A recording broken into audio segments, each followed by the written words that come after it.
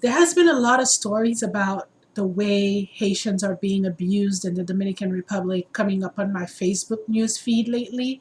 And it all started with the ruling that came out of the Dominican Republic, which is set to retroactively deny Dominican nationality to anyone born on Dominican soil after 1929 who does not have at least one parent of Dominican blood.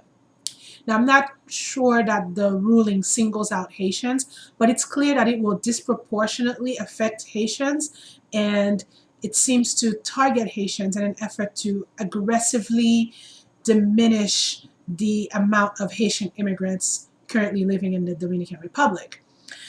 So Haitians have been fussing about this, and here's my take on it. People take cues from you on how to treat you.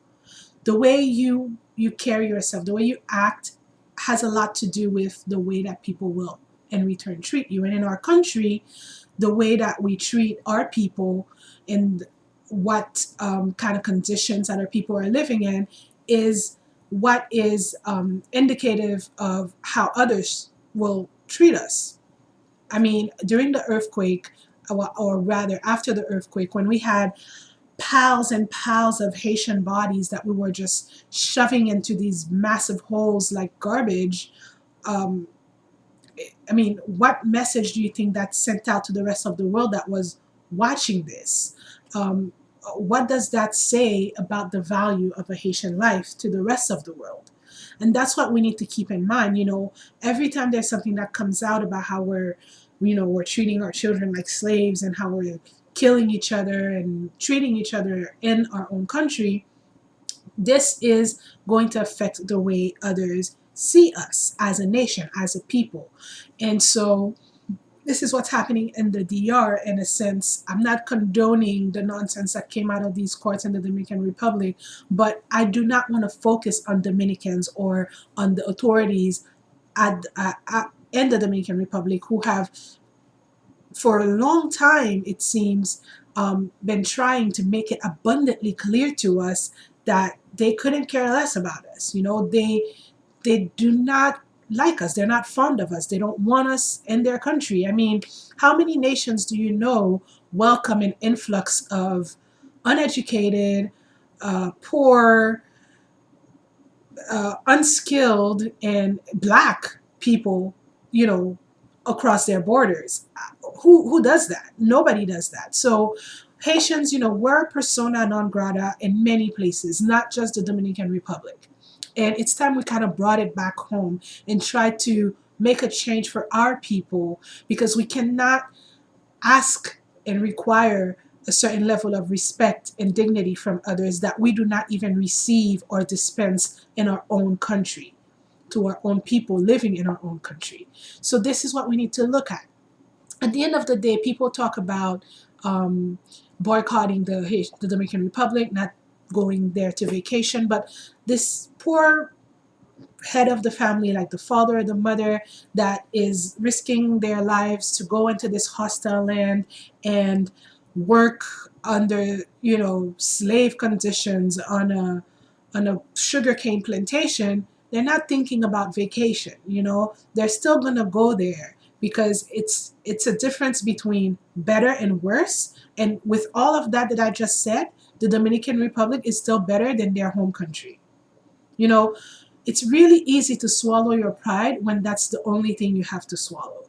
So that poor person that is most likely to be victimized, that is most likely to be one of these people to turn up in one of these graphic images that came up on my Facebook feed of like Haitians eviscerated in the streets of Santo Domingo or whatever, that person is still the most likely to go there, because not only are they not aware of the history, all the blood that's been shed, all the Haitian blood that's already been shed in the Dominican Republic, but they're also focused on just one thing, and that's finding a livelihood that they cannot find in their country.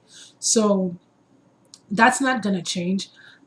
Haitian students going to the Dominican Republic to seek a better educational opportunities, that's not going to change.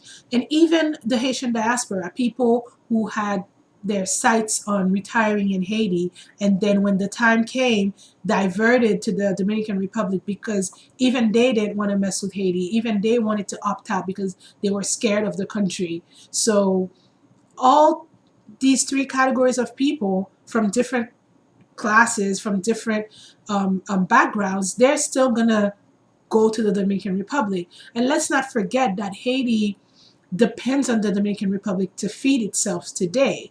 So at the end of the day, the efforts that I see out there on Facebook, I just wonder how effective are they? We need to be more long-term thinking, and we need to think about attacking the problem at the root, which is why are our people rushing to the Dominican Republic to face whatever type of abuse that they feel like putting on us this year, because this is a reoccurring thing. This is not the first time something like this is happening in the Dominican Republic, and every time it's just an outburst and outrage, but never something that's going to make a long-term difference. So this is the challenge that I give to my people today.